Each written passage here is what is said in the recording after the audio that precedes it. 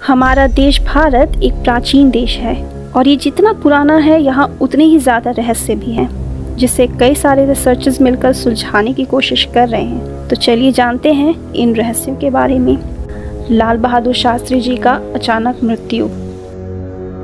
भारत के प्रधानमंत्री के रूप में कामकाज संभालने के 2 साल बाद ही लाल बहादुर शास्त्री जी का निधन हो गया था, वो भी एक विदेशी देश में।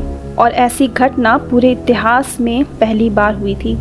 1966 में ताशकंद में अजीबोगरीब हालत में दिल का दौरा पड़ने से उनकी मृत्यु हो गई थी, लेकिन उस दौरान उनके शरीर में गहरा नीला धब्बा और कट्स का निशान था। लेकिन ये सब कुछ दिखने के बाद भी उनका पोस्टमार्टम नहीं कराया गया और ना ही भारत सरकार की तरफ से इस घटना का कोई ऑफिशियल डॉक्यूमेंट जनता के सामने रखा गया।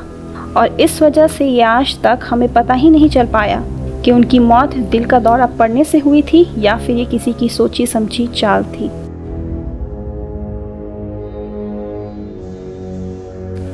लाल बारिश। केरला के वायनाड में इडुक्की इलाके में लाल रंग की बारिश होने का पहला मामला 15 जुलाई 1957 को आया था, जिसके बाद फिर से साल 2001 में भी हुआ। जरा सोचिए, ऐसी बारिश जो आपके कपड़ों को ही सिर्फ गीला ना करे बल्कि उसके कलर को भी बदल दे। इस तरह के बारिश को देखना बहुत इंटरेस्टिंग होगा।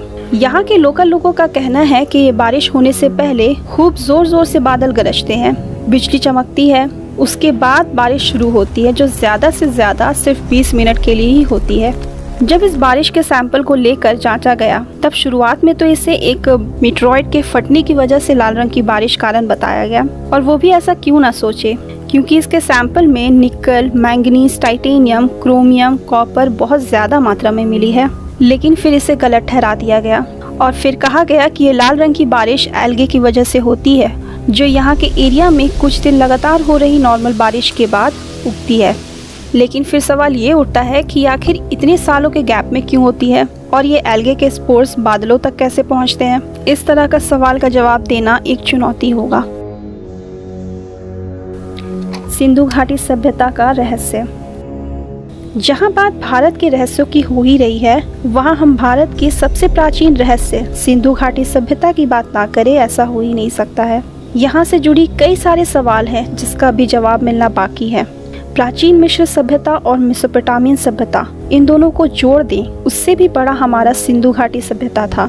आखिर इसे बनाने की शुरुआत किसने की थी और फिर इस सिविलाइजेशन का खत्म होने के पीछे का कारण क्या था। बहुत सारे स्कॉलर्स कहते हैं मौसम में बदलाव या फिर टेक्टोनिक प्लेट्स के हिलने से वहाँ बहने वाली सिंधु नदी का रास्ता बदल गया होगा, जो वहाँ जीने का एकमात्र सहारा था, जिससे वहाँ पानी की भारी कमी हो गई होगी।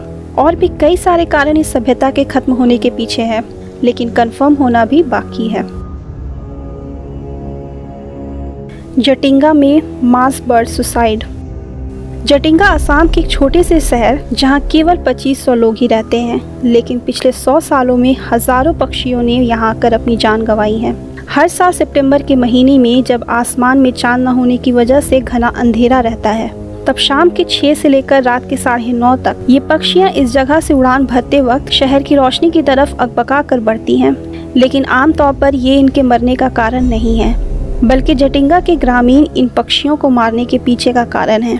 जब ये पक्षी बेसुध होकर आसमान में इन रोशनियों की तरफ बढ़ते हैं, तब ग्रामीणों को लगता है ये पक्षियों की आत्माएं हैं जो इन्हें डराती हैं और वो इन्हें बांस के सहारे से मारकर नीचे गिराते हैं, जिनसे या तो इन्हें गहरी चोट लग जाती है या फिर इनकी मौत। लेकिन ताज्जुब की बात तो ये है कि इन पक्षियों को यहाँ के खतरे का मालूम है, फिर भी ये हर साल 1500 से 200 मीटर दूर से उड़ान भरकर यहाँ आती हैं। वैसे तो इसके पीछे तेज हवा और ऊंचाई बताई जाती है, लेकिन सटीक जवाब अब भी नहीं पता। पश्चिम बंगाल की घोस्ट लाइट का रहस्य। इस रहस्य में रोशनी को वहाँ के लोकल भाषा में अलिया कहते हैं, जो पश्चिम बंगाल के दलदल वाले इलाके में दिखता है और कई सारे मछुआरों के मौत का कारण भी है। यहाँ के लोकल लोगों का कहना है कि ये मरे हुए मछुआरों का आत्मा है। जैसे जैसे आप इस रोशनी की तरफ बढ़ोगे, ये धीमा होता चला जाएगा और फिर गायब हो जाता है। और ऐसा नहीं है कि ये सिर्फ यहीं दिखता है, बल्कि पूरी दुनिया में इसे देखा जाता है। और साइंटिस्ट इसके पीछे का कारण ये बताते हैं कि इन दलदलों में या फिर सड़ रहे चीज़ों में मीथेन, फॉस्फाइन, डाइफॉस्फाइन गैसेस निकलती हैं और हवा में मौजूद ऑक्सीजन से ऑक्सीडाइज्ड हो जाती हैं और तब ये लाइट, जिसे फोटॉन्स भी कहते हैं, वो निकलती है। और चूंकि अलग अलग गैसेस से अलग अलग वेवलेंथ की फोटॉन्स निकलती है, इस वजह से पूरी दुनिया में ये अलग अलग रंग की लाइट्स दिखती है और यहाँ के आम लोग इसे मानते नहीं हैं और इस वजह से पूरी एरिया में घोस्ट लाइट के नाम से मशहूर है। चरामा का एलियन रॉक पेंटिंग। छत्तीसगढ़ के आदिवासी क्षेत्र में चरामा शहर के पास गुफाओं में प्राचीन पेंटिंग पाई गई है। Archaeologist J.R. भगत, जिन्होंने इसकी खोज की थी, वो कहते हैं कि यह अजीब डरावनी दिखने वाली इंसानों की पेंटिंग है जिसके चेहरे का नक्शा का तो कुछ पता ही नहीं चलता है। और दिलचस्प बात तो ये है कि आसपास के गांव के लोग कहते हैं कि इस पेंटिंग बनाने के पीछे जिन प्राणियों का हाथ है वो आसमान से किसी गोल तश्तरी में बैठकर आते हैं और यहाँ के 1 या 2 ग्रामीणों को उठाकर ले जाते हैं। ये सब तो हुई इस पेंटिंग के पीछे हो रही चर्चा, लेकिन छत्तीसगढ़ के डिपार्टमेंट ऑफ आर्कियोलॉजी ने इसरो और नासा से इस अजीब पेंटिंग की रिसर्च में मदद मांगी है। 500 साल पुरानी मम्मी लामा तेंजिन। हिमालय की चढ़ाई करने के दौरान एक छोटा सा गांव हुएन में डरावनी और प्राचीन परंपरा का पता चला है, जिसे सेल्फ ममीफिकेशन या आत्म मम्मीकरण भी कहते हैं।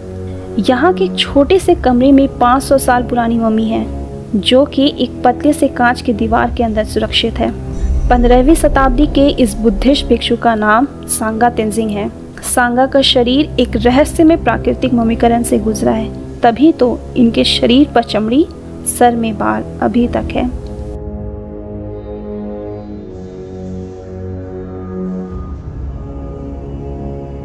हर दिन की तरह 18 दिसंबर 2012 भी एक नॉर्मल दिन था। लोग अपने दिनचर्या वाले काम में जुटे हुए थे कि ठीक 11:25 में एक जोरदार आवाज सुनाई दी जिसने कान को सुन्न कर दिया था। लाखों लोग घबरा गए थे। उन्हें लगा कि दुनिया खत्म हो जाएगी और उनमें से कुछ कह रहे थे कि आर्मी द्वारा किए जा रहे टेस्ट का नतीजा है। लेकिन डिफेंस ने बाद में इस तरह के किसी भी सोनिक बूम या किसी दूसरी तरह की आवाज़ से साफ इनकार कर दिया। लेकिन वहाँ की जनता ने इसे सुना था। वैसे भी लाखों लोग एक साथ गलतफहमी का शिकार कैसे हो सकते हैं। आपको ये सारी मिस्ट्रीज जानकर कैसा लगा हमें कमेंट कर ज़रूर बताइएगा और जाते जाते चैनल को सब्सक्राइब प्लीज़ कर लीजिए।